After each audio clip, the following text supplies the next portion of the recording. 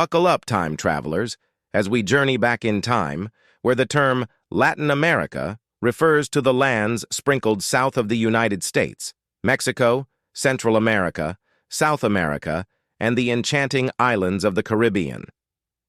Where Spanish, Portuguese, and French languages are steeped in a rich history that echoes with the resonances of the Latin language. Let's dive into the early 1800s, a time when the winds of revolution whispered promises of change. On the surface, the Latin American revolutions might seem similar to the American Revolution, that is, overthrowing European-controlled governments and ushering in new national governments, but there are stark differences. Colonial Latin American society was distinctly split into classes according to place of birth. Conflicts between these social groups were a mayor factor in the uprisings. Those who were born in Spain or Portugal were known as peninsulares, and they constituted the upper class of Latin American society. Within the Roman Catholic Church and the colonial government, they occupied the most prominent positions. The next group, known as Creoles, originated in Europe, but were born in Latin America. Numerous rich landowners and lower-ranking government officials belonged to this class. In Latin American society, an aristocracy was composed of peninsulares and Creoles. When combined, they accounted for less than 5% of the population.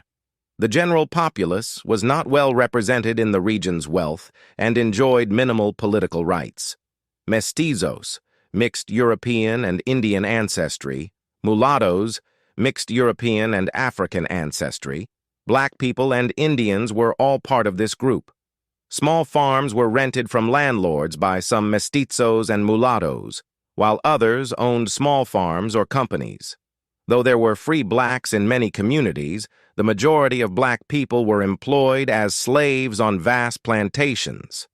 Although millions of Indians enjoyed legal freedom, their treatment was often no better than that of slaves, leaving the common people with scant political rights and a sliver of the region's wealth. The first of the Latin American revolutions began in 1791, with the French colony of Saint-Domingue in Hispaniola, freeing itself from European shackles. Led by the indomitable Toussaint Louverture, an ex-slave, the revolt of 100,000 paved the way for the birth of Haiti in 1804. A symbol of resilience and newfound freedom for the first black republic in the Americas.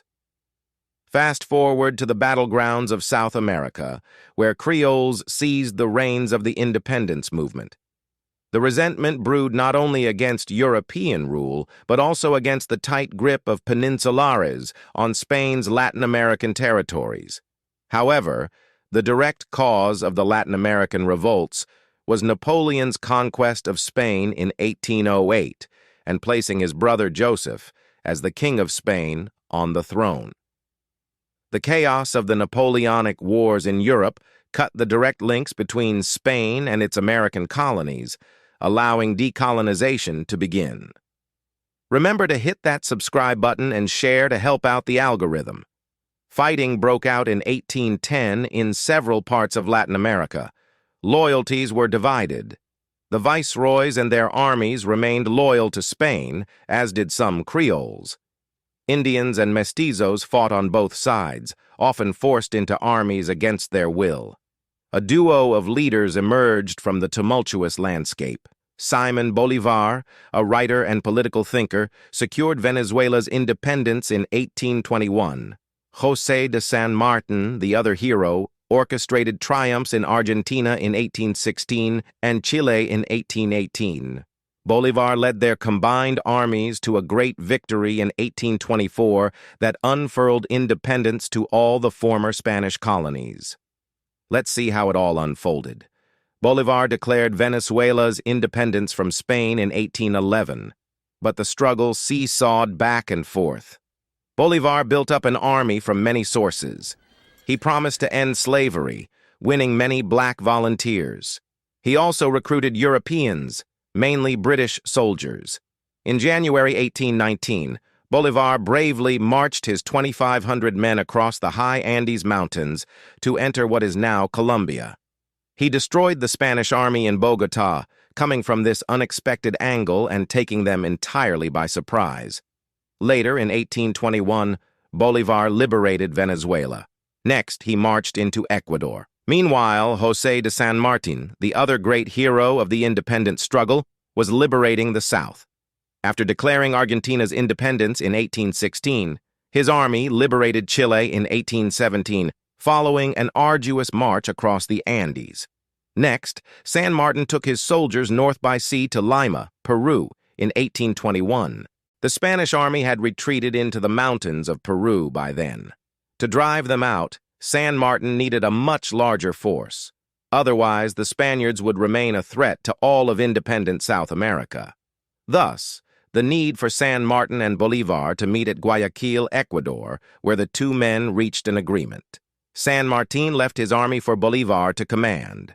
San Martin traveled for Europe shortly after, arriving in France in 1850. However, he died there virtually unnoticed. Bolívar ventured into the Andes' highest regions after the Spaniards. In the final significant war of the independence struggle, the Battle of Ayacucho, his soldiers emerged victorious against the Spanish army in 1824. Brazil's path to independence was relatively calm. When Napoleon's armies entered Portugal in 1807, the royal family sought refuge in Brazil, making it the center of the Portuguese Empire. In 1822, Brazil declared its independence through a bloodless revolt, an unconventional turn of events.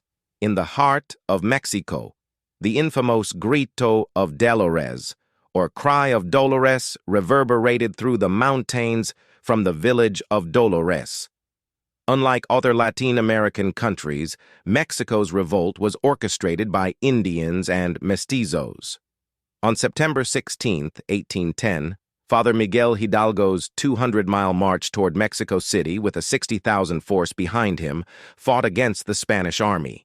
However, betrayals and conflicts ensued, with Creoles ultimately steering Mexico toward independence in 1821.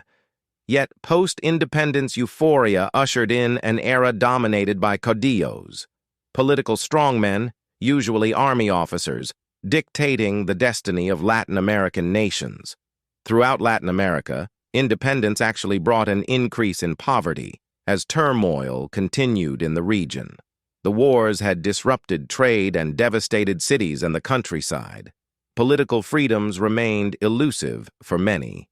Dreams of a united Latin America quickly fell apart into the shadows of discord. In South America, Bolívar's united Gran Colombia divided into Colombia, Ecuador, and Venezuela in early 1830, and by 1841, the United Provinces of Central America had split into the republics of El Salvador, Nicaragua, Costa Rica, Guatemala, and Honduras, each country under the sway of a small group of wealthy Creole aristocrats. Compared to other non-industrialized regions of the world, Latin America was fortunate in one sense. Latin America was never divided into colonies again, unlike Africa and Asia in the late 1800s, despite the political unrest. Latin America was successful in maintaining its independence. Spain remained hopeful about regaining control of its territories. Furthermore, France saw an opportunity to conquer territory in Latin America. However, both Britain and the United States were determined not to allow such a development. In 1823, U.S. President James Monroe announced, "The American continents are henceforth not to be considered as subjects for future colonization by any European powers." Some questioned if the United States was strong enough to enforce this statement, known as the Monroe Doctrine. Great Britain, driven by economic interests, joined the chorus to protect Latin American independence. During the wars for independence, many Latin American countries began trading with Britain rather than with Spain. British banks and businesses invested heavily in South America, especially in Argentina and Brazil. In the end, both countries were happy with the economic advantages they gained from Latin American independence. So, fellow time travelers, as we unravel over our cup of tea and coffee, the saga of Latin American revolutions from 1800, 1830, When former Latin colonies declare independence from European nations and establish democracies throughout the Americas, let's ponder the resilience of these lands, where languages blend, power shifts, and dreams of independence persist. What aspects of this historical symphony resonate with you the most? Drop your thoughts below, and let's continue to dive deeper into the currents of history together. Remember to like, subscribe, and hit that notification bell for more on A Cup of History.